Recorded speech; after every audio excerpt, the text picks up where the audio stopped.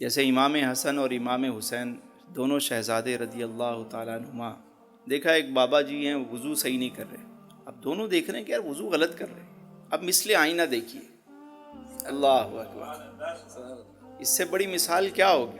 دونوں شہزادے آئے اور کہا حضور یہ میرا بھائی حسن ہے، یہ کہتا ہے کہ میں وضو صحیح کرتا ہوں اور میں کہتا ہوں کہ میں وضو صحیح کرتا ہوں۔ اب معاملہ یہ ہے کہ آپ بڑے ہیں، آپ کھڑے ہو جائیں، آپ دیکھیں ہم دونوں باری باری وضو کرتے ہیں کہ کون صحیح وضو کرتا ہے، اب آئینہ دیکھیں کام کیسا کر رہا ہے۔ دونوں شہزادوں نے وضو کیا تو بابے نے دیکھا کہ کہنے لگے کہ یہ خامی ان کے وضو میں نہیں، خامی تو میرے وضو میں، اصلاح ہو گئی۔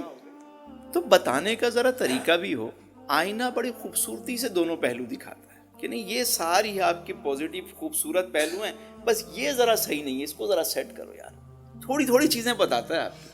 آئینے والا کام کریں، بس کبھی بھی اس کی برائی کسی اور سے ذکر نہ کریں، بس یہ سب سے بڑا پہلو ہے آج کی محفل کا جو سمجھنے کا ہے۔ مثل آئینہ بننا ہے تو کبھی کسی اور کے سامنے ذکر نہ کریں، بس اسی کو بتائیں، اسی کو دکھائیں۔